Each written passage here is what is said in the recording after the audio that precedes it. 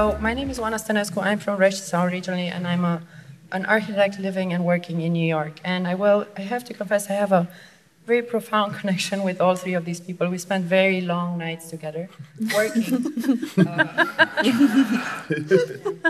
Sounds fun, huh? But the interesting thing about this group of people is they all studied architecture, but they all are practicing in it or kind of taking advantage of that education in a very different way. So they all kind of carved out their own path. So I'm just going to run real quick through just like a very short intro, and then we can get going. So, all right, Virgil Abloh, creative director for Kanye. Actually, Virgil is the hardest person to describe. He's kind of a sort of Renaissance man. He does everything from, he has a degree in architecture, DJs really awesomely and a lot, is into fashion. His line is he's presenting in Florence in, 2 weeks? He did a quick pit stop yesterday in Milan to just, put his collection together, yeah, just work. But he also used to be Kanye's creative director. And we met, I don't even know how many years ago. I was working at OMA back then, and you came in with Kanye. We were working on the Khan project.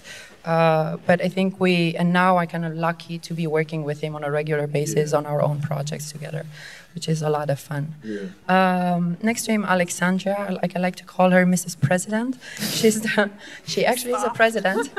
She's the president of the Architects Association of Norway, and I think that's really fucking awesome because for once you have a young woman with an awesome haircut as the kind of the image of the architecture of a country. And as you know, typically in architecture, success is kind of starting, or a career starts when you're like 60 or 70, when everyone else retires. So anyway, Alexandra and I, we used to work together at Rex, OMA, Herzog, all these kind of places. And then she's not only president, she also has her own company in Norway.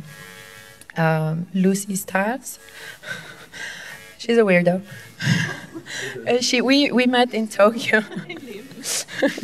Well, weirdo to describe, that's what I'm trying to get at. We used to work together in Tokyo at SANAA under Sejima and Nishizawa, and Lucy is originally from London, I believe, and she's still working for them. One of her most recent projects that she completed is the Louvre Lens project. It's basically an outpost of the Louvre from Paris that's a couple of hours north of Paris that I'd encourage you to go see if you have the opportunity. And she was involved from beginning to the end, was living there at the time. And something that's interesting about Lucy is the way she works for SANAA. She's one of their few people that actually are based in Europe. She's based in Paris. And yeah, anyway. So let me just start. We have I kind of have a brief outline of where I want to get you guys. And I want to start actually with when I first went to New York, which a lot of these things happened there. So I remember specifically the first day I went to my first big job. I remember the exact date, actually. But, I was walking down towards the office, and I saw my future boss, which I hadn't met in person yet, coming towards me. And it's a typical New York scene that you've seen in movies 1,000 times. It's like a sea of people, and then someone probably very good looking and properly dressed kind of stands out of that. And when I saw him, it's I went the opposite direction. I went around the block. It's I can't be in that elevator with the person. It was too much to handle. And I was basically pissing my pants. I was what am I doing here? It was my first time in the States and first time working in a high profile office. And I was what am I going to do working with these kids that graduate from MIT, from Harvard? It's I was completely kind of lost a little bit. But the reason I'm saying that is it's what happened is you just start working, you just start doing your work, and what you learn pretty fast is that people are people no matter where they're from, so no matter where they study, no matter what you do. Obviously, they're very talented and very smart, but they had the same kind of insecurities and the same kind of questions that I knew from back home, from my own schools, and so on and so forth. And that was a very liberating kind of discovery, because all of a sudden I didn't have to live up to something, to the illusion of something for that matter, and I could just mind my own shit.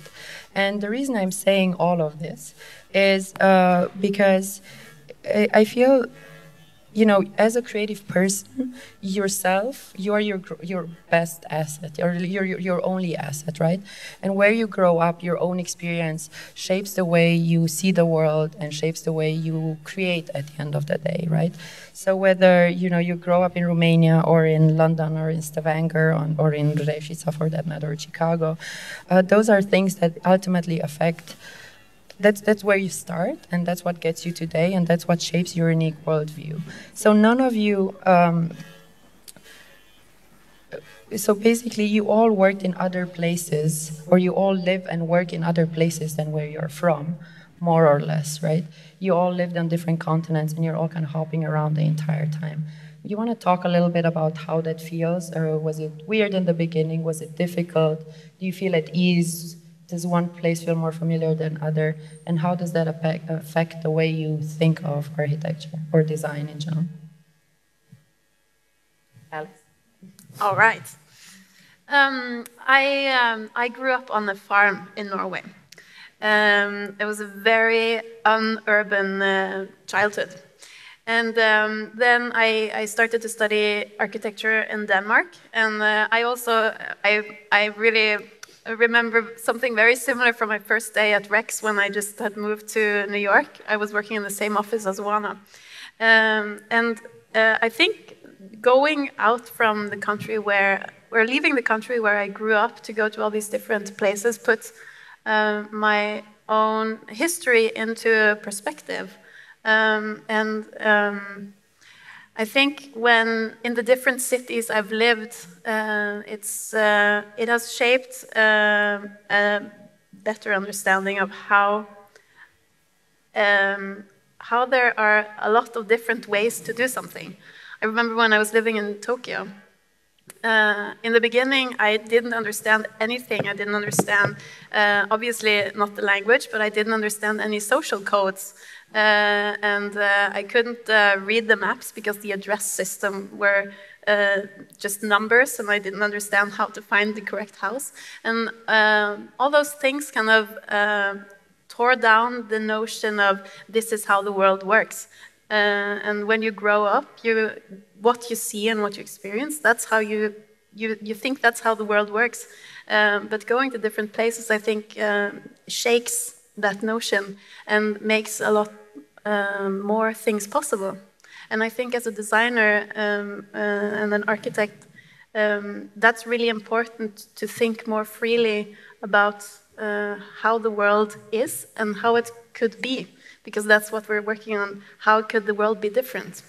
Lucy, you went on a 2-week vacation to Japan and then stayed there for how many years? Still tied to Japan 9 years later. So, yeah, I think that there's no sort of plan in this respect. Like, you know, if you go, I went out there not expecting anything, applied to the office for a couple of months internship and stayed. And I think that, again, like as Alex was saying, it's as much about learning about the sort of the country that you're in, the sort of design values outside of the office that you're based in, but also just sort of learning as much as you can, essentially, from each of these environments. And then from Japan, I was sort of posted in Milan, in France, and I've been back and forth throughout my time at SANAA. And I think it's important that you sort of understand what part of the design is based in that culture and what part of the design is something that's applicable at a global level. And also that you, despite living abroad, I think it's important to sort of maintain a sense of where you do come from originally and how that can form your identity as a designer. I think there's a lot of sort of, you know, there's a lot of global movement at the moment. People don't seem to have like kind of very distinct or clear base, but I think most successful designers do somehow have a tie, like a strong tie to where they're originally from. And it's, you know, it's nice to look back there also from an external perspective and see what the interesting aspects of your own culture are that you can play out at a design level. And the Japanese work culture is obviously very specific, and the way SANAA designs and the architecture is very specific. So your job is partially to, it's kind of an ingracious job of kind of translating the culture clash to European clients, right? What are the challenges in that? Sometimes it doesn't work at all. I think, yeah, I think it is this kind of like moderation, like you need to spend a long time in Japan, I think, to be able to do that. So I lived there for about 4 years in total. And there are, like, I think there's an openness. Japanese are actually very open to this kind of collaboration or adapting their design philosophy to the different environments that they work in. And even though there's this kind of like coherence with their designs, you can see a little bit of that conversation in each of the buildings abroad. And I think it's important, like my role is also to sort of bring that out in them as much as in sort of interpreting or that design philosophy for foreign clients. And Virgil, if you follow Virgil's Instagram, he's in a different day, in a different place every day, and different continent. You said you recently did a world tour in the last 2 weeks by accident. Apparently a lot of things are happening by accident here. Yeah. So you want to talk about that a little bit? Well, one of the things that's been on my mind a lot with this new sort of like climate of the world has been like putting in question like obviously people's place. And I always think of like how the word diversity always to me seemed like an awesome like global piece, like very like broad utopia, kumbaya type thing. And I was like, in actuality, it's sort of like a dead-end term because it makes you think that like if you like work with someone that just looks different from you, then that's the goal. You know, like it was like that's all. Like you stop there. But the deeper premise is that you compare notes basically with someone that didn't grow up the same way as you, and if you're open-minded, you'll think of something new together, which is way more profound. So it's like, it's always tied to place, obviously, like two people are from two different places, so you have like an exterior thought, but you know, for one, I look at like the globe as like rooms in a house, you know, like if you were to only stay in the kitchen in your house, like what kind of thought process would you have versus if you had gone in the basement into, you know, the utility closet? You would, you know, by being in both those spaces, you now understand how a house functions. And that's literally the same thing for the globe. People are living in two different places, but if you don't know what they're living like, you think that they don't exist. So, you know, these are just sort of like the thought processes that I have in terms of our industry. I think everyone in the room, we're connected by creativity and ideas. Like that's the engine behind working in an architecture office or being at an ad agency or being an artist or something. You're sort of just deriving ideas from things that you see. So I'm an advocate, obviously, of collaboration, traveling, and sort of understanding like why we're here on Earth in a sort of way, like that we're linked together no matter what by the dates that you exist on Earth. So if our sort of industry is generated by coming up with ideas, it would seem like at the very least that we would be coming up with ideas together.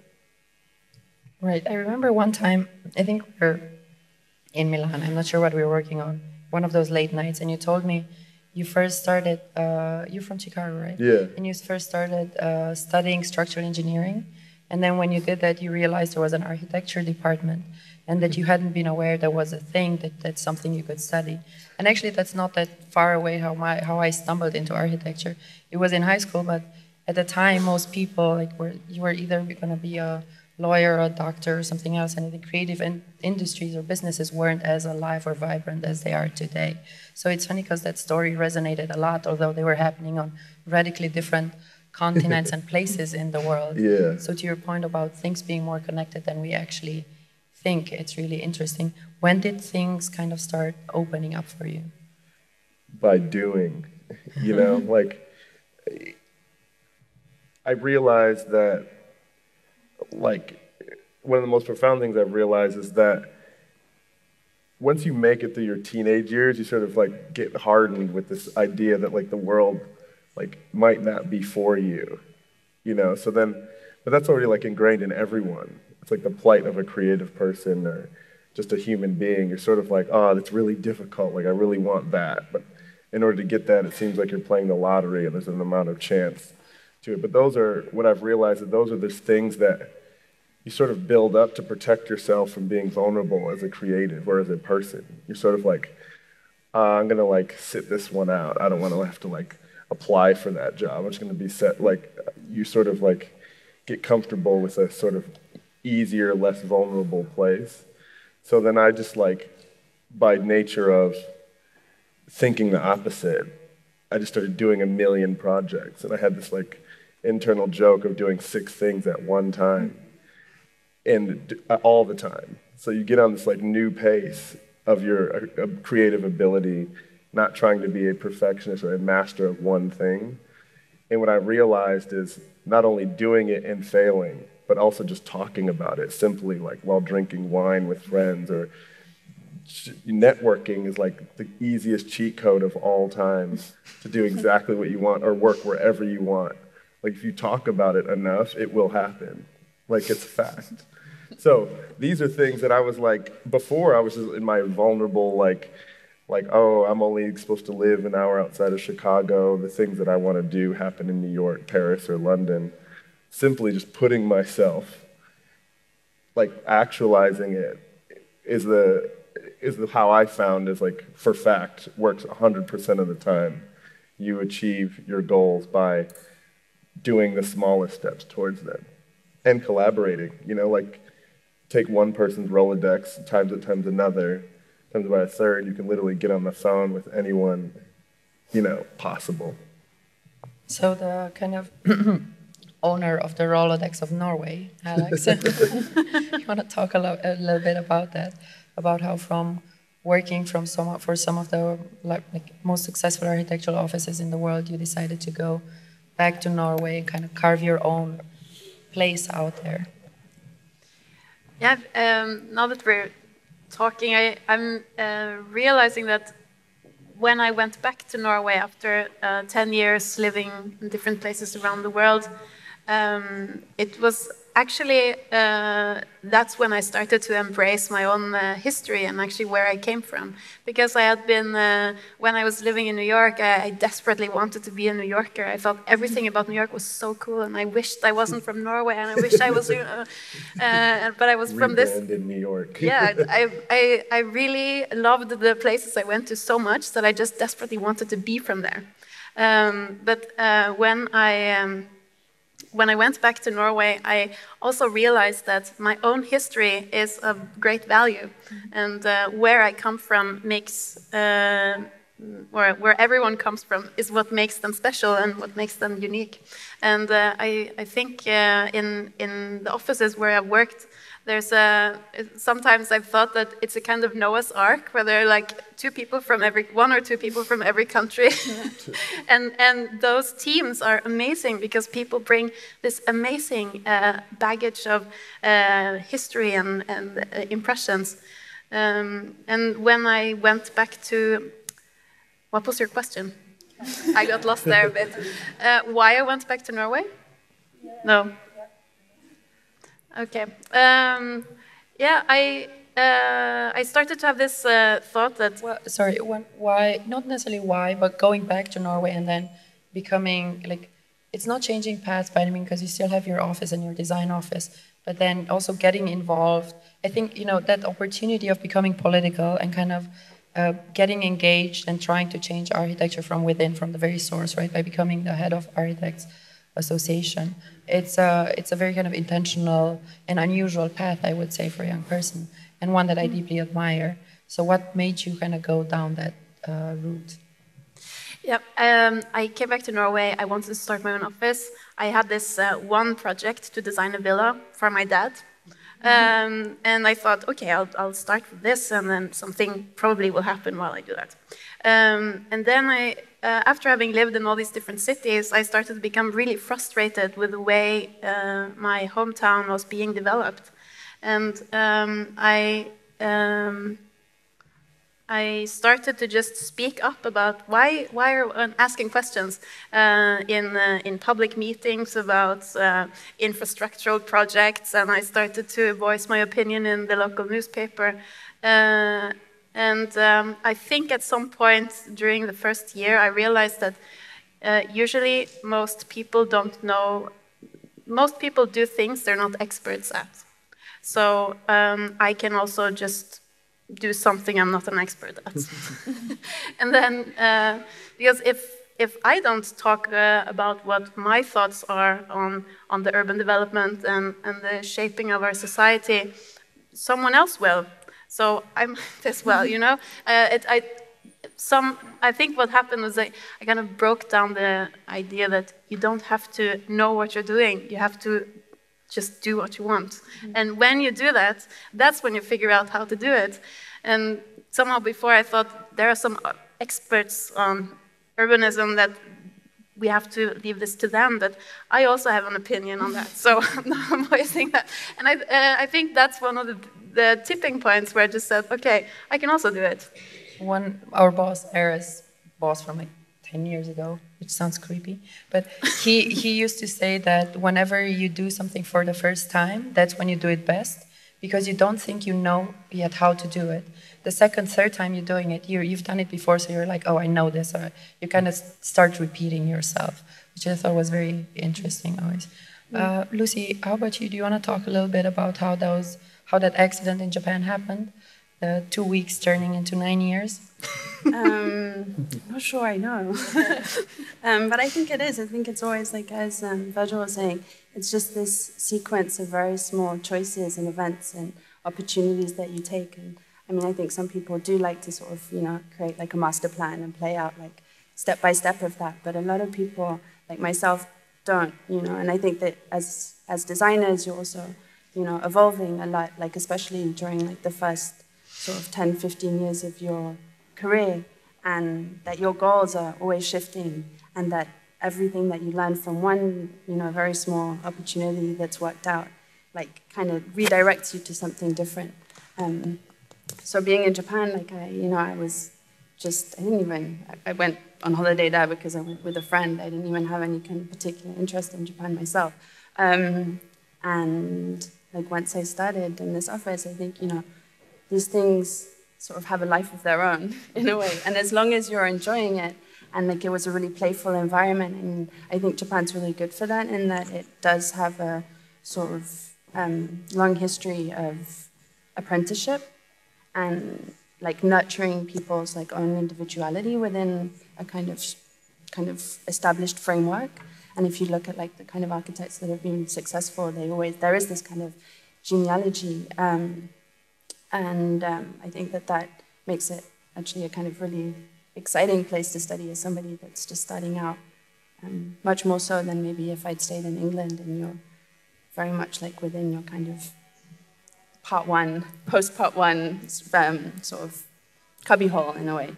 So I think it is just about going out there and, you know, like maybe going sort of beyond people's expectations. Like even if you're given one thing to do, if there's something else that interests you, just, you know, play it out, try, like see what works.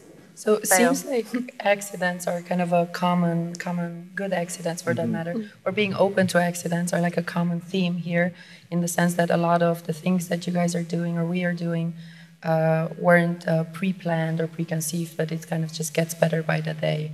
And I kind of want to talk a little bit about that, because once you open yourself up to experimenting, you open yourself up to failure too. And I remember it's a funny story, at Kanye's wedding, Virgil was one of the first to give a speech, and he stood up and he says, like, who here got fired by Kanye? And I can tell you that the entire kind of Kanye side of the table raised their hands, like everyone. But they did it almost with pride. Like it was a thing of like, fuck yeah. The second question after that was, how many times did you get fired? Yeah. And a lot of people, again, raised their hands. And I thought it was very interesting because not that the pride came from the fact that, well, for one, they pushed themselves to that position where they risked something, and they took their chances. And two, it's, they pushed hard enough and they weren't afraid of what would happen. So they kind of went back and tried again and so on and so forth. So where I'm getting at with that is, if you don't have this kind of preconceived idea of what you're doing and you're open to things, what do you measure yourself against, right? Like, what's your definition of success? Not in a traditional way, but how do you measure your own kind of achievements against what, and where does kind of failure play into that, or being fired for that matter? Yeah, I think for what I've learned through practice is that, like, failure is this mythical thing that's negative too. Like, all failure is not getting an F on an exam. Like, that, it didn't matter when you were in school. It doesn't matter in life. There's not someone that's gonna like come to your apartment. Maybe it's like paying taxes or something. It's the closest like buzzkill to your day, or getting a ticket. That's the only failure. You never really get that feeling. Or maybe if you like lose like a girlfriend or a boyfriend, something like that. That could be a failure. But in terms of our work, it's about output purely. And what Oana is like referencing is like also the key point of that tale is having a mentor. I think that's something that like should never be overlooked. Any person that you idolize creatively probably had an awesome boss or a mentor or worked under somebody. So that's the lineage. And obviously I was fortunate to work for Kanye West, still do, in a place where, he's just a trailblazer. He doesn't have the chip in his brain that most people have to sort of withhold their ideas and thinking free. So I come as like a direct descendant of that. And when him and I are working for 14 years with literally like the best of the best people, only because he had no fear to go up to them. Like your story on the street in New York is perfect. Like, where Kanye differs from like normal human beings is that he like runs to the person. I would even go around the block, and figure out how to send like a crafty email to try to get back to where I was just a second ago. And he's like, no, we're gonna meet here on the street. I'm gonna show you my laptop and we're gonna work. So, of course, we built this whole creative community of going after the best. And when he has this wedding, that of course is the best wedding of like nearly all time, is like, there was this long table that Vanessa Beecroft was like, performance artist, designed the wedding, which is this extremely long, the longest like table of all time. It was marble. Everyone, instead of like seat cards, people's names were engraved in gold in the marble table.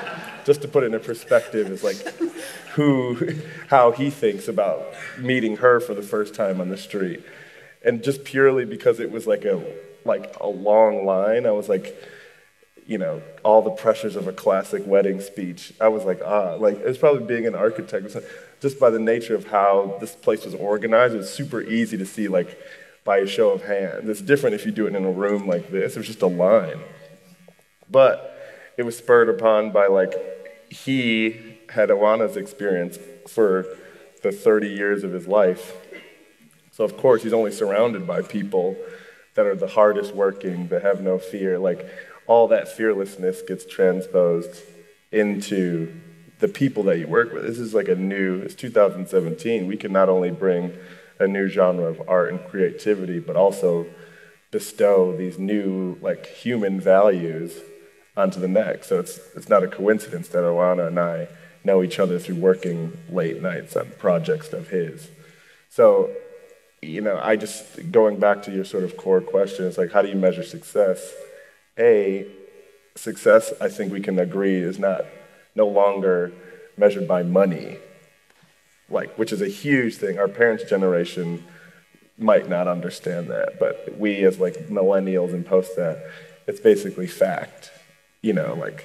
People are happy with or without that terminology of money. And I would say that success for me and people that I see, that I rate them as successful, sort of are expressive. It's simply that. Their ideas aren't kept within themselves. Like, we all have I have my best friends that are creative or artists. they simply do what artists and creatives do, and they say no to everything, and they're just really unhappy. Versus me, you know, I'm like, you're the best artist I know, and they're like, you think that? I was like, it's so tormented. They don't do any work, but I can. You have to go to their studio and you see it, and you know, Gagosian hasn't seen it, so he's not there yet either. Like, but for me, I just revert and just put out. There's no failure, so why not do 30 projects at one time? Lucy, you were saying something similar earlier, where for you the notion of failure does not exist. Like failure is not real in a way.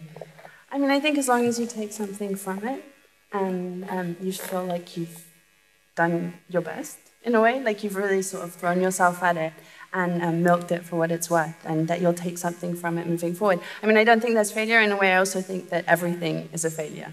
Like you always finish a project like a little bit disappointed. Like you basically only see the flaws. I mean, at least I speak for myself, but I think other people as well, that does happen. And that's what also motivates you going forward. Like, you know, you always have something that you can improve upon.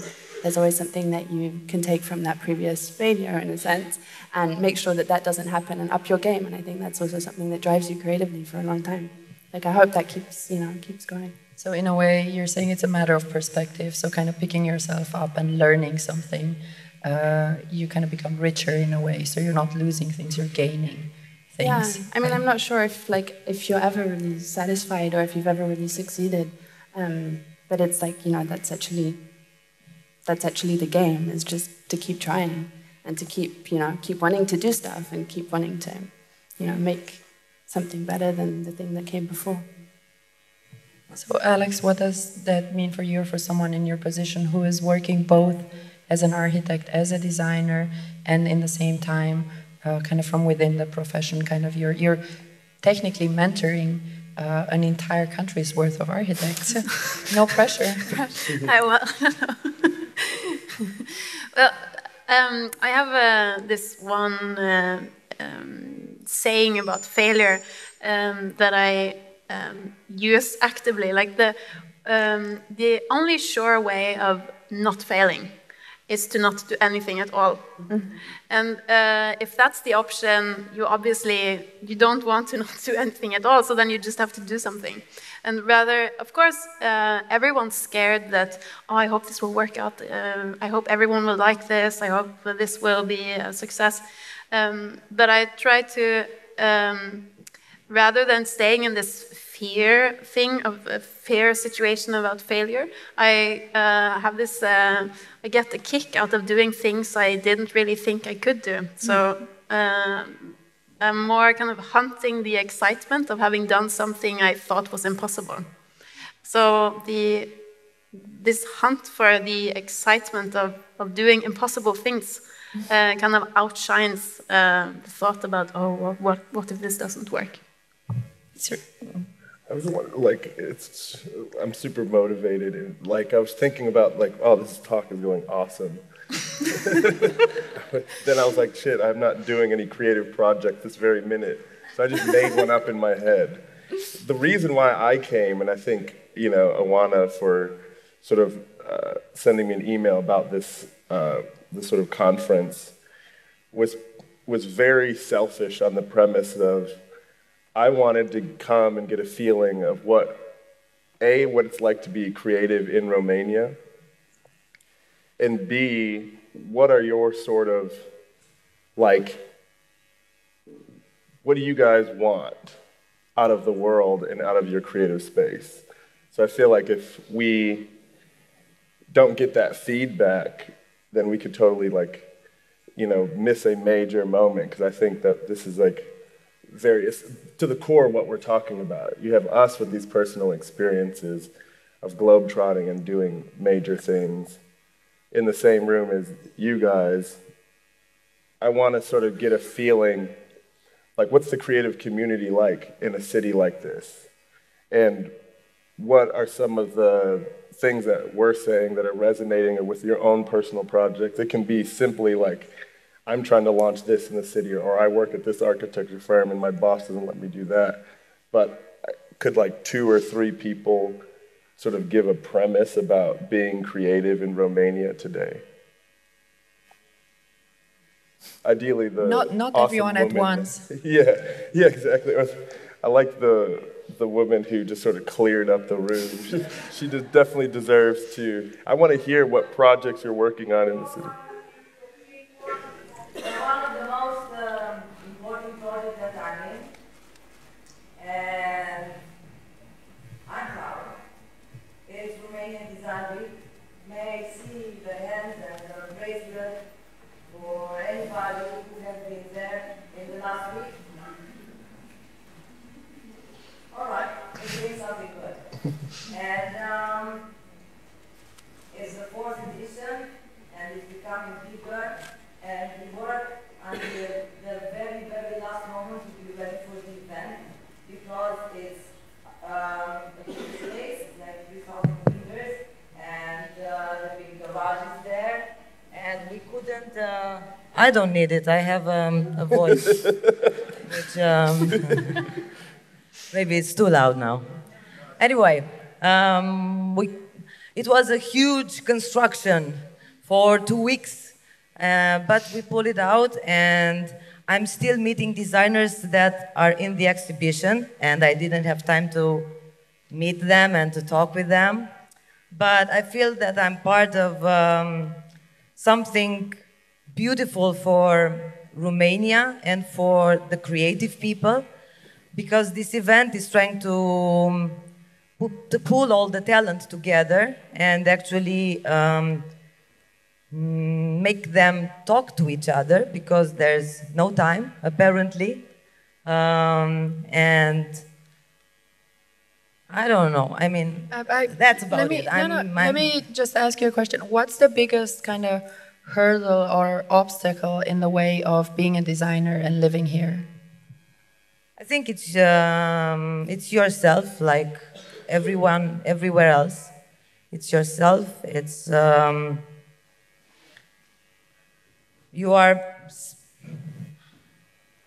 you feel beaten, after you tried and you tried and you tried, and the client said no, and the client said no, and sometimes you stopped. There's not so much, and not so much encouragement, I mean, I think that's why Romanian Design Week is important, because it gives you hope, and there are little money in our creative industry, on designers, on architects, really little money, and it's difficult to live sometimes, and there's a lot of talent. So and I would just like to take that kind of hurdle and kind of throw it back at them and just see, because it's something like clients saying no, and kind of that struggle between being creative but also having to kind of serve certain purpose and kind of satisfy certain conditions. I think it's something that we're all very familiar with. Yeah. Can you guys talk a little bit about how you deal in such situations? Well, I would say to that, it just brings across the thing like the currency within, because what you're doing is you're making a community, right? Without a creative community, there's no feedback loop that what you're doing is important. So the only thing that we as creatives have as currency, it's not money, it's relevance and a platform to show an idea. I just met a gentleman who designed this sort of like hand soundscape thing. And I was like, imagine just making that and not having anywhere to put it or having anyone to show up. If this whole room had 5 people in it, then that's a failure-ish. But those 5 will turn into 10, that'll turn into 30. But the ambition of having the city give this property. And so it's the idea, I think, is or what I'm hearing from this story is that within Romania that there needs to be a creative community that supports itself. That's what multiplies into clients hopefully understanding what's the better option, which then in turn turns into buildings that look more representative of, like you said, which is a super profound thing, is that all sorts of people speak up that don't know what they're talking about. No one knows what they're talking about. But why not have more people that are more diverse and sort of traveled the world and worked in different places, giving their opinion, so that at least the level of opinion is higher. But what do you guys think? That's actually the next step as we speak right now. At the main venue, there's a conference announcing the creative quarter, that we're trying to launch and to put everybody together. It's an area by Cismigiu and Sala Palatului and Grivița. Doesn't mean anything to you, but for everybody else, we put those lines because these are the most offices of the designers, of the architects, the School of Arts, the School of Music and everything, and we're trying to do what you said, to build a community, to start right now as we speak. Well, since we're at it with you guys, and after he worked in so many places in the world and then kind of came back to your own kind of headquarters, do you feel like you're part of a community?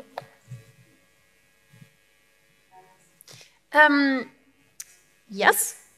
I think I have several communities. There's the global community of my friends that are now scattered around the world that I bump into here and there. But then I'm also part of a local community where I live. And I just wanted to comment back to what you do when things don't work out on the client, to follow up on what Virgil was saying. I think my approach to it is that you can always rethink something.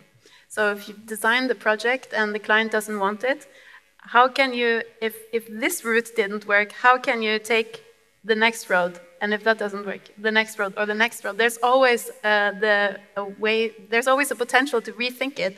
So maybe this project won't get built, but maybe you can put it on your Instagram profile, or you can still send it off to Architizer, or maybe you can make it into an exhibition, or the study becomes a book. And there's always something else you can do if you don't stop where you hit the wall, you drive around it. Like you constantly rethink it.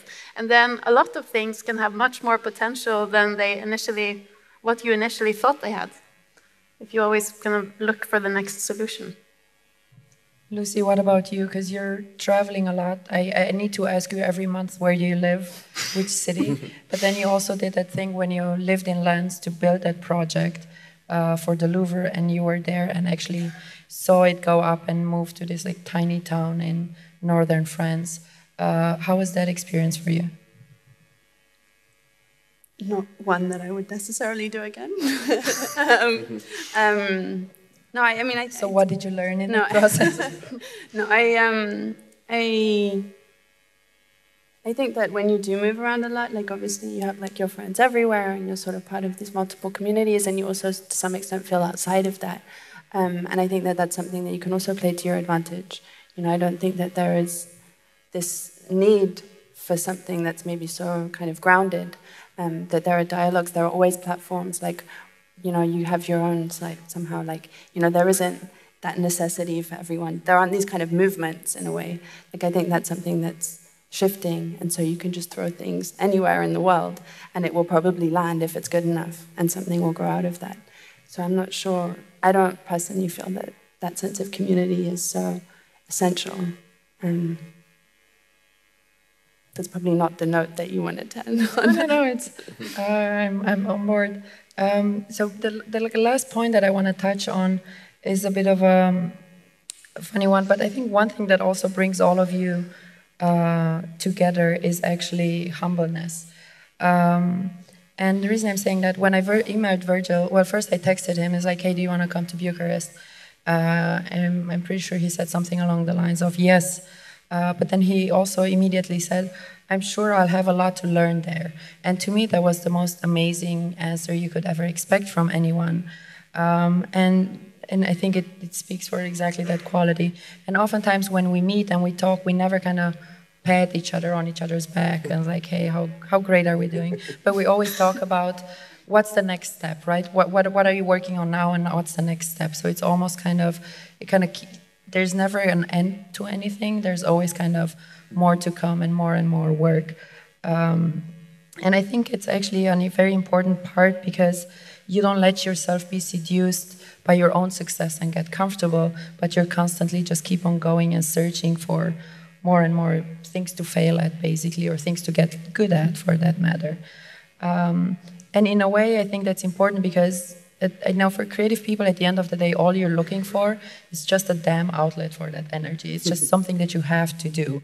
And if you can make a living from it too, that's kind of the best that it ever gets. How does that feel? How does that feel for you guys in terms of where I'm getting at is I still have moments where I walk to the office in the morning in going through Soho and I'm like, fuck, this is I get to make a living. I'm enjoying so much what I do and get to make a living out of it. It still kind of blows my mind every other day, something along those lines. It still feels like you're getting away with something. Definitely, I would never describe it as a job. It's more like, yeah, that's pretty awesome. Do you guys still have that kind of feeling? I do. Sometimes I'm like, wow, this is what I do now. I'm like, is this really me? Is this my life? But when what you said before about success and not to rest in the success, I think for me, success is not a goal. And I don't think of myself as successful or not successful. I have things I want to do and I have things I want to change. So there's no point in just patting myself on the back about what I did yesterday, because there are more things I want to do. There are more things I can change. So I just, I just think I can do. I want to do more. So then you can push ahead. Virgil, you're one of the people who does most. So many things at once. How's that going? Yeah, I think. Does it ever get old? Never. Again, the same sentiments. I feel like I'm getting away with something. I feel like it's not real. I don't even know what success I don't know what that is. I don't know. And it's mainly because I identified when I was, I was 17, I always go back to the 17-year-old version of yourself had dreams and ambitions. I never thought that an architect with a capital A or a designer with a capital D looked like me or came from where I came from. So I didn't think it was possible. So that was my motive. My motivation, can you imagine that sentiment and being 36 now and doing a bunch of stuff? I haven't done enough to sort of wash away that 17-year-old feeling. But I'm amazed. I'm sort of wow, I got to do that project.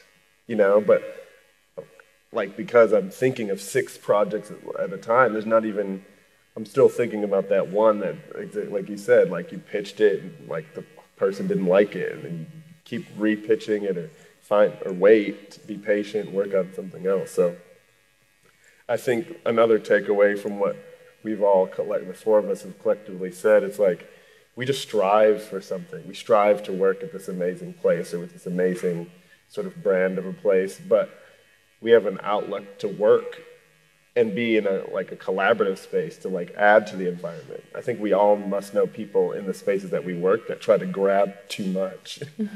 That they were too after the success title. They were so much about having their name right in the right credit spot to feel the value versus us seeming like we've just sort of been internally satisfied. So that the usual pitfall of a creative is when you grab a hold of something too much or you want your name really big on the front door. That's this old ideology, I think. And before, did you want to add anything to this? They're I built a Louvre, I don't need to add anything. No. I think it's success is just somehow for me keep that opportunities keep presenting themselves. I think it's that. It's nothing. It's nothing more than the chance to be able to kind of do something again or do something else and sort of widen your experiences. So before we're opening the thing for discussion or for questions, I want to end with a small kind of analogy that I think kind of summarizes a lot of what brought them today here. Recently, Virgil gave a lecture at Columbia University in New York, and one of the things that Virgil does is fashion. And he does these T-shirts, really awesome T-shirts that kids line up for hours in the streets to buy. And at one point, one kid in the audience got up and said, "But they're really expensive. How can I get a T-shirt like that? It's a thing that they're really thriving for." And Virgil tell them, if it's too expensive for you, make your own. And I thought that was a really valuable lesson and something at the core of all of you, where at one point you were like, fuck it, I'm just going to make my own version of whatever architecture, creativity, having a job, building a life is. And I want to end on that note and just, not end, the opposite actually, open it all up for discussions. So please ask away. That's the awesome thing about Oana. She says what she means and then she says the opposite. I don't know what you're talking about. Really, any questions, and please feel free away too.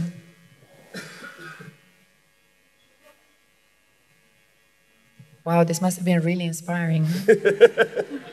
She's got her hand raised in the middle.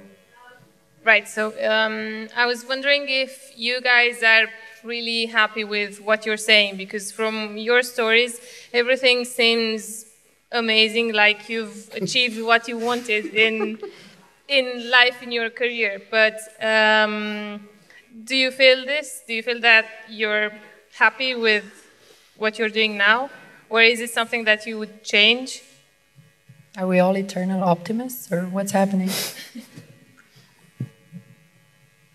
I would say don't, because I'm always leery too. Like we get on, just by nature of us being on this like 4 foot higher thing with like bright lights on us, it makes it look like we're doing something that you guys can't do, or that we've like hit this like horizon, just by nature of the architecture of this stage. What we're doing is just sort of open source recounting the 10 years or 15 years that got us to on this little 4 foot higher thing. But just say the key thing is traction versus like getting to the top of the mountain. I think what we're communicating is that having traction on your ideas might be the success word that we're trying to define, because we're sort of just doing things, and by doing things and not slipping backwards, we're feeling that resonance of a career. But I also think in any person's life, like no matter what you do for a living, there are always obstacles that you have to figure out or solve, or create a new strategy for how you can get to where you want to go. And it's not like everything's smooth sailing for the 4 of us. But we're doing. We probably all have some dreams, and then sometimes things work out, and sometimes they don't. So it's not.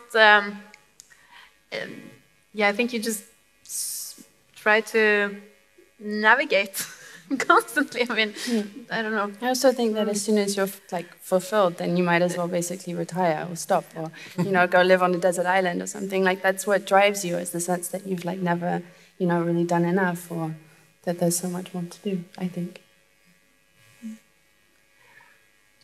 Hi guys. Good child's question. Hi guys. I have a few questions. I would like to ask you at once if you ever had a moment where you ask yourself if you're on the right track or not. I mean, if you had certain doubts, and how you passed that moment of doubt. And the other question would be is that what is your trick of that keeps you motivated? I mean, do you lose motivation, or how do you regain it if you lose it, or how do you keep yourself so busy with so many projects and still manage to be motivated by each and every one of them? Thanks.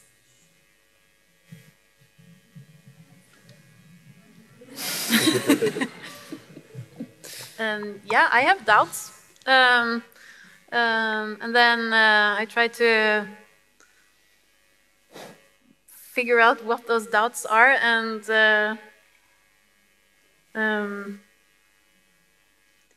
but I think, yeah, what I try to think is, what would I rather be doing? And then usually I can't really come up with a better solution, and then I'm okay, that's fine, I'll just keep on going then.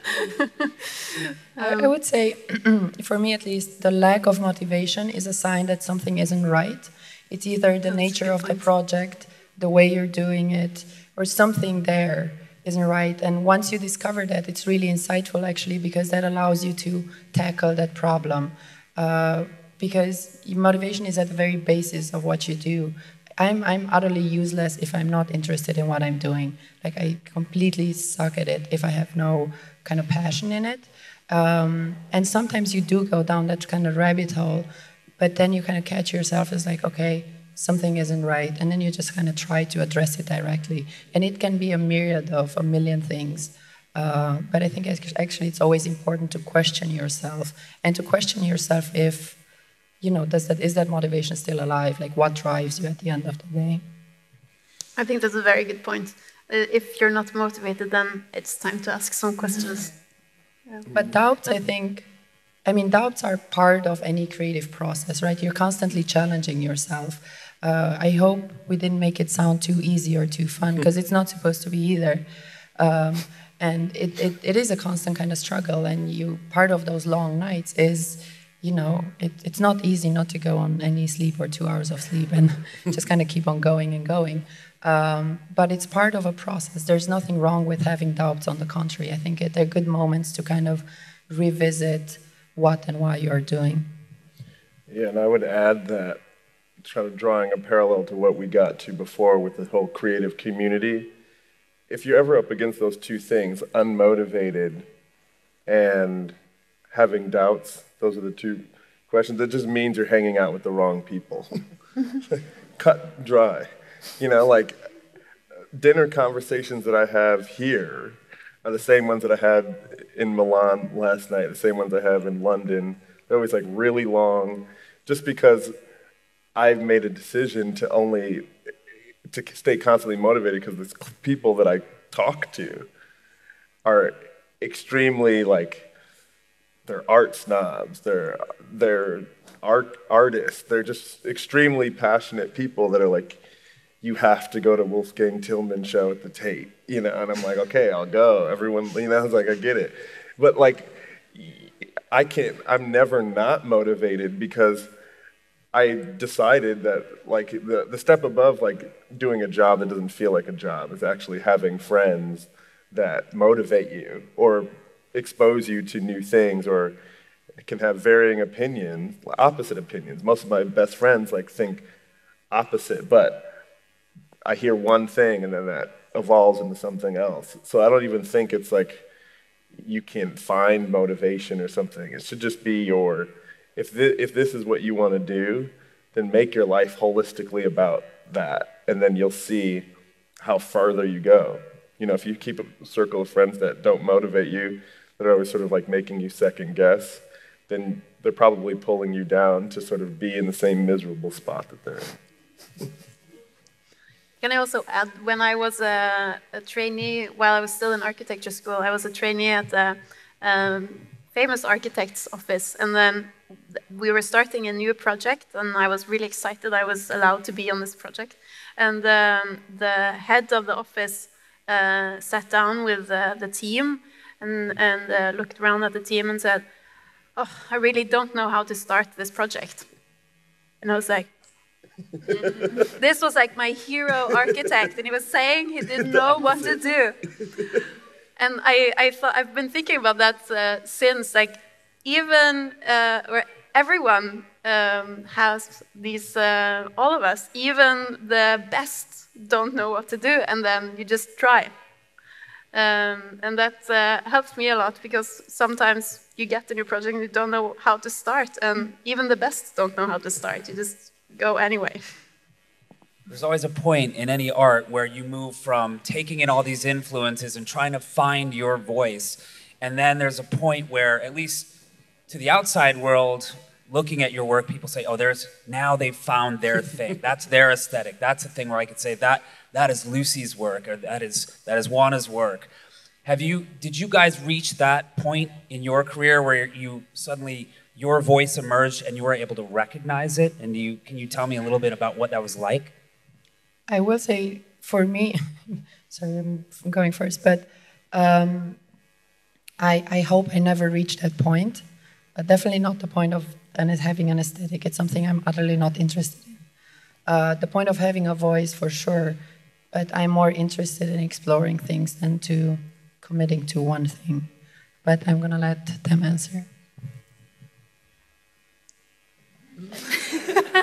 Yay. I don't think I want to have an aesthetic or a style where people can see, oh, this is something I built or designed. But I'm more interested in having a method or a set of values that are at the base of the projects that I do. You're up.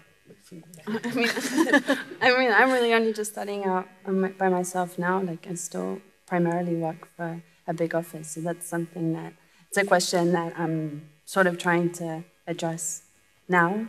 So I can't give you an answer yet. But I think it naturally will evolve. I think that your style comes through regardless of whether you resist it or not.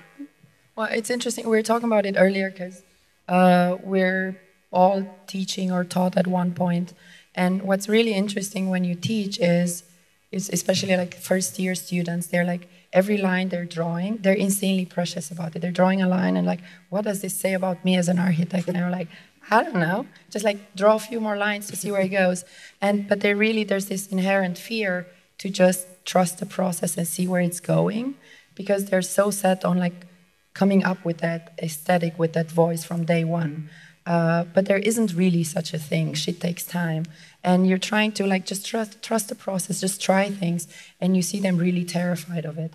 And actually, when I was at SANAA, I remember Sejima was working on a house project, and at one phase, at one moment in time, that house looked exactly, or was in a similar formal language, like the Herzog de Meuron Prada building in Tokyo. It's very recognizable, very, very famous. And everyone who was working in the office on the team was freaking out. It's like, what are we doing? It looks like Herzog, this is impossible, like freaking out. The only calm person was Sejima, because she was like, for her it was something in a moment in time, something in part of a process. For her it wasn't just because it might resemble to what someone else did, does not mean I'm not going to go there. It's not going to keep me from kind of moving ahead. And sure enough, eventually the project kept evolving and turned into something of its own. And that was actually one of the biggest lessons for me. It's like not being afraid and kind of just keep on going to make your own version of something. I'm pretty sure this has nothing to do with your question, meanwhile. Yeah, no, to the contrary a little bit, I'm like obsessed about it. You know, only because, and it goes back to that 17-year-old self, is like I was the architect with a capital A. You know, that's something I didn't believe existed. The reason why I do 1 million projects is because it's like if you shoot a basketball 1 million times, then you can see the commonality in all those million shots. And that's why your question is the sub-reason why I do things across a different genre. So then it's not only doing the same thing within one practice, but it's also widening the lens. Like I go back to look at, like if I wish, like I remember in my head all my coursework at Illinois Institute of Technology, like when I was studying architecture, to like 14 years later, there's something in that way how I was thinking and presenting projects in a critique. It's the same way that I still do now, and the same aesthetic. Like if you ask me to like redesign that water bottle, it's going to be the same as how I like did my first fashion project, or because it's like I guess it's like using art as like a therapist or something, just to like undiscover like what your favorite. Do you like sans serif or do you like serif fonts? Why? Do you like this color palette or do you wear all black or something? You know, like, and for me, it's not like that's the story arc is to find that. Like, what made Picasso Picasso? How did Fontana? How did Duchamp figure that out? Like, I'm obsessed about that. Just because I want to make, I do so many projects, I don't want to be random. You know, I think it's something to sleep, like, that's me and my work. It's like a bunch of different things. So at the end of the day, I guess my only like level of personal success would be like if there was a book that made sense to somebody that wasn't me.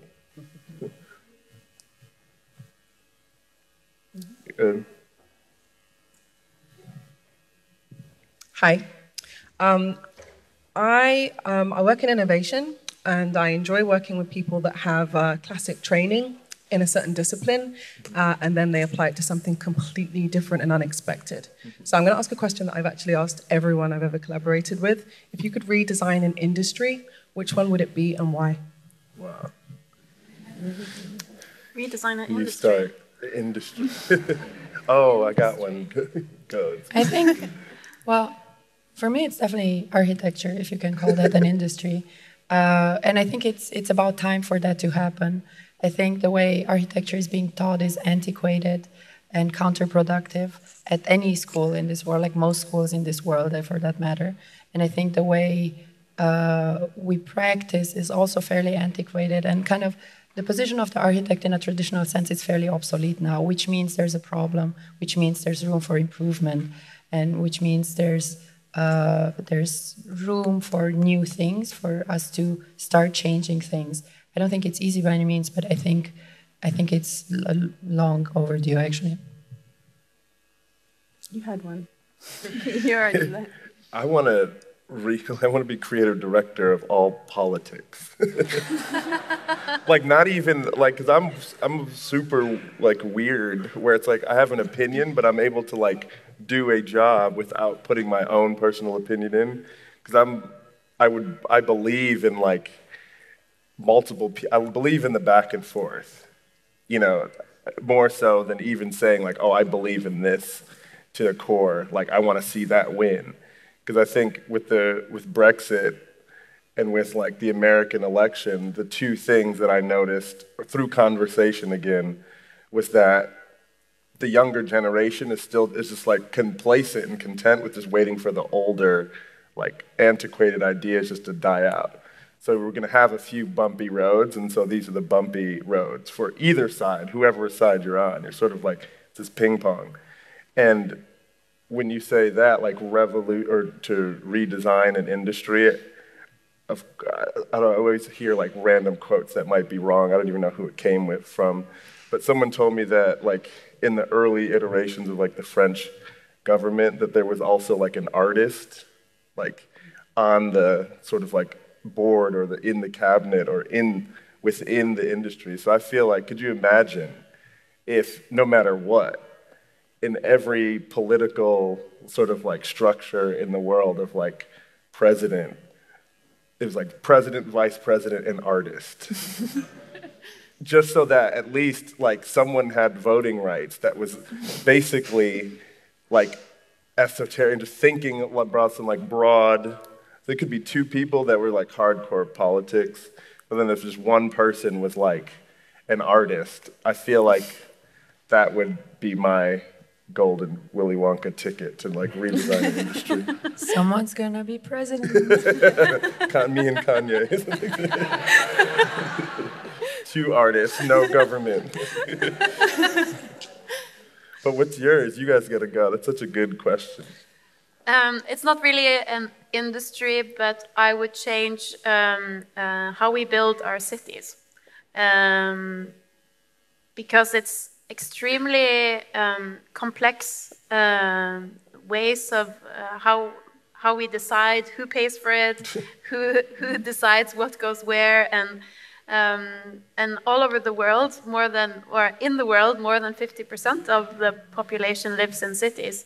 And it has a huge, the way we shape our cities, or have shaped our cities, have a profound impact on how we live our lives. And actually, research shows that if your personality can change when you move to a different place because you adapt to your surroundings. And what if we could imagine other ways to live our lives and actually be able to shape our surroundings accordingly? Imagine the kind of changes we could do to the world. Mm-hmm. I think I would change that. Just that. I mean, it comes like a little bit to yours, but I think it's not just architecture where education needs like an overhaul. I think it's like the whole system, and that maybe that it's more like we have the structure whereby like you study and then you finish and then you go to work basically, and obviously you have like some internships in between. But if that was like a much more like kind of stretched out period, and that was from the very beginning, it was kind of woven in. Like I think it's kind of cool over like a 10-year period or even like beyond that.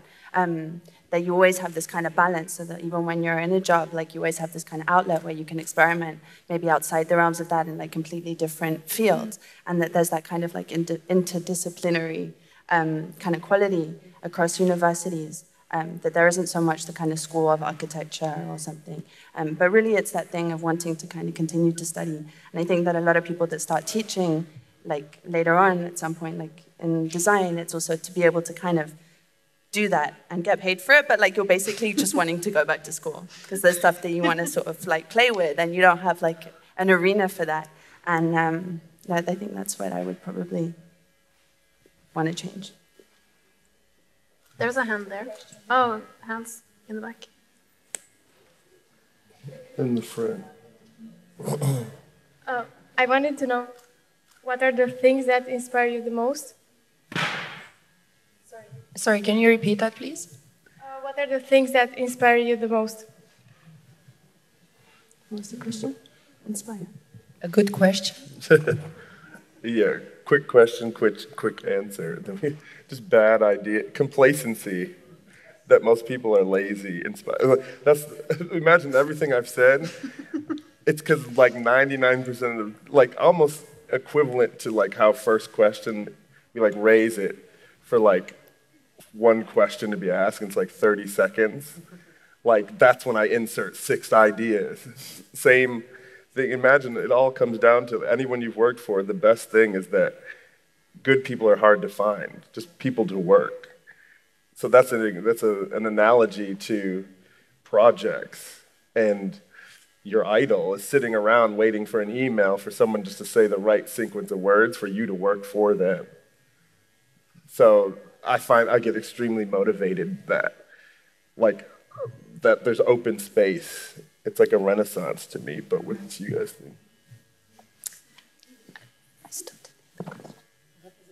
What inspires you? People inspire me. And I think that's the core of being an architect, is to shape the surroundings around people. But also, that's one way, and then also the people I meet inspire me. All this interaction when you just talk to other people. Huge inspiration. Any more questions? I know there were some hands in the back. Virgil was talking about this yesterday. How does the internet culture and the fast-moving trends affect your day-to-day work and your creations? Yeah, I'm interested. Yeah, from an architect perspective, does that mess with your brain? Yeah, I think it definitely creates immense opportunities, and that we're yet exploring. I wanted to jump on that because I was lucky enough to kind of start a project that by accident, that it was at the beginning of kind of this internet explosion, or for us the beginning, but we basically get to work on a project that exists slowly because of the internet. And what I mean by that, we had this idea for a project in New York, and we were like, let's just do it. We asked our graphic design friends to help us make a website. We didn't even share it to anyone, but we shared the they shared the website with other graphic designers. And anyway, they liked the idea. It's just like a rendering, basically. It's not even a real website. So New Yorkers like to talk about themselves. And, you know, with the outer boroughs, there's 18 million people living in New York. So overnight, that website ended up being shared, again, without us even trying to put it out there. And the website crashed. And basically, people started calling us and talking about it. And one of the largest kind of engineering company in the world called us, and we first hung up on them because we thought it was a joke. And then the second time he called Craig from Arab, he's like, we want to be part of this. And we're like, part of what? It's a website. But, you know, it was those kind of, then you just felt motivated and you're like, well, then I guess we're going to have to do it. Not to say that it's easy, but 7 years later, then we did 2 Kickstarter campaigns. And at the time, it was one of the largest funded civic projects. And where I'm getting with that is basically the internet allowed us to start a project and kind of capitalize on people's interest in it. It doesn't have a client in a traditional way. There's no actually political infrastructure for a project of this nature. No one knows how to permit it. It's not a building, it's not a boat, it floats, what is it, so on and so forth. But all of this was only happened because of the internet, and it's hard to imagine having had the same traction, I don't know, 20 years ago, something like that wouldn't have been possible. This wasn't like a grand master plan. It happened by accident, and in our wildest dreams, we would have never imagined it. And the most interesting thing to us is, though, it's literally people saw the rendering or the image, and they reacted viscerally to it. And that basically, you know, you do Kickstarter, so you basically crowdfund. So in a very direct way, people get to affect the city they live in. People are literally participating. They're really saying, I want this project built. Here's my $5. Please make it happen. And this wouldn't have been possible a while ago and before the internet. And I'm sure there's way more room for even more things to happen. But I find that very exciting because it allows you to jump over the mayor's head, over politicians, over clients and private interests. And it can be a really kind of democratic process in that sense. Can I just add to the story of Plus Pool? Because I know Oana for a long time.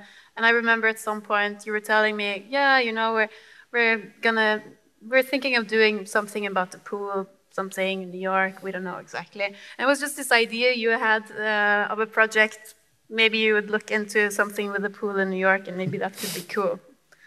I just wanted to add that even things that blow up on the internet and become really successful projects, which might actually get built, they start with 1 or 2 people saying, hey, why don't we look into this? This might be cool. And I think that's important to remember also that even the biggest things start with a small conversation and a little idea, and why don't we look into this, or how can this happen? Yeah, the project is literally the best example of it, because getting more descriptive, you guys should go to the Plus Pool NY or something like that. But basically, it was like what we would do in architecture schools. You would make a rendering of something provocative. The thing is, it was so provocative. It's a pool in the shape of a plus sign that floats in the Hudson River. That's like water is like sourced from the river, clean, and it's like this beautiful rendering of crystal blue water, and like these New Yorkers living on it. And once you get really good at rendering, of course, you highlighted it. It looks real. So the fact that like you could see this aerial view of New York City and have this vision of an idea, that motivated people. And I think what's key about that story, it's something that like a student usually would have thought of and like pitched it to a professor that was their gatekeeper, and you could have like failed that class. You might not even have done that idea because you're like, oh, it's not a building or something like that.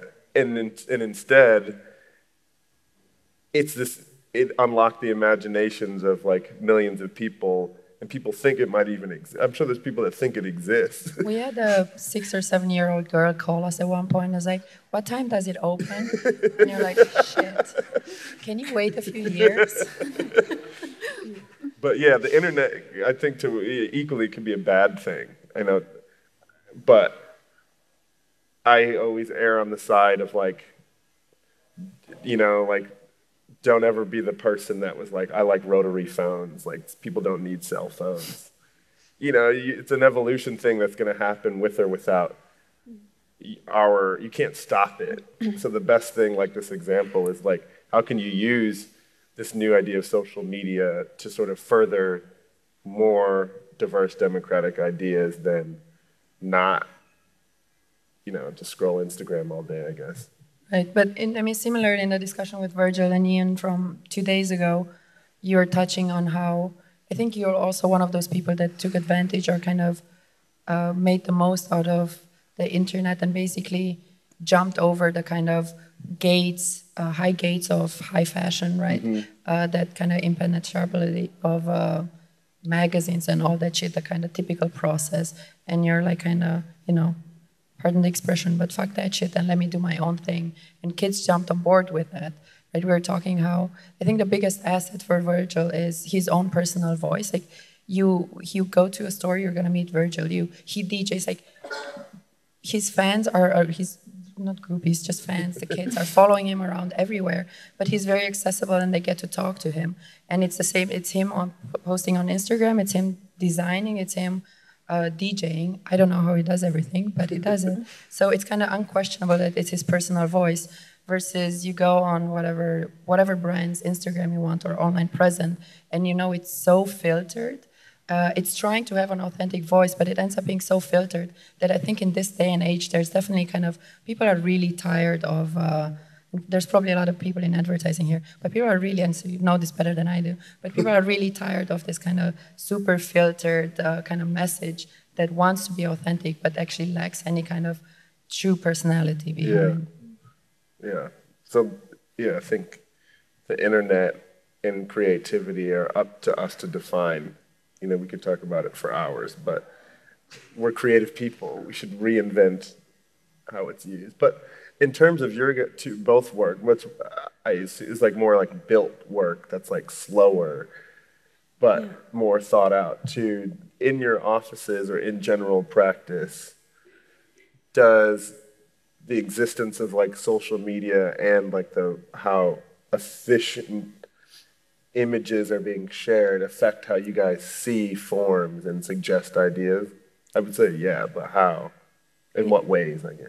Yeah, I think it drives, I mean, not so much in SANAA, but like, I think in general you see like a trend towards this kind of simplification of an idea into like one really like Instagram-friendly image, which is, you know, like something like plus pool is the perfect example of that. Like, it's there, it's one image, it tells the story, and you can buy into it. Like, it's really accessible. And I think for a building, that's actually kind of changing the field quite dramatically, because you don't have that complexity. You can't portray that in a way that you can, I think, that you could in the past, where it was more about like, you know, having like a whole publication on something. I think you see that with people like Big, or people where, you know, it's very much about the kind of one line, like architectural shot in a way, I think. I don't know if you'd agree. Yeah, I think it's about storytelling. So it's about communicating a very clear concept with very few words, or not even a word. It's just this is the image, and I think the editing in order to find the one image that says exactly what you want to say, I think that's where it kind of merges. The architecture goes into almost something social media. It kind of meets there, and I think a good concept should be able to do that. Yeah, getting to Ian's point, like with earlier with the question of like things that align DNA in your work that goes across different things, brings upon two things. One is I made Off-White, my clothing line has graphics on it. A, because I love graphics and things like that, but B, it photographs really well.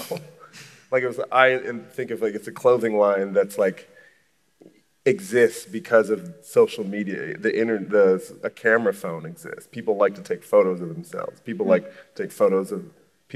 asking people to take photos of themselves. How can you tell a sweatshirt is from every brand or my brand is because my branding is crazy big and works from a long far away because it works on the street, you know, the diagonal lines. But drawing the parallel from that to how Kanye, myself, and Oana started redesigning his live show is we designed it to be photographed, which is before that, before when we had BlackBerry still, no one was really taking that amount of photos. We were designing things that were way more emotive in a physical space. No one was telling the story. But we made the jump to make things look very iconic. You can't take a bad photograph. So we were designing a physical thing to be, first look at the photograph and then go back to what it actually was. And that is, I think, a way for us to be like modern. You know, instead of like, some artists will be like, hey, I wish everyone just put their phones down and listened to the music, which is a super idealistic thing. We just did the opposite. And I think they're going to kick us out of here soon. Yes. Thank you. Thanks, everyone, for spending your Saturday afternoon with us, listening to us. Please harass the shit out of these people. Oh, thank you.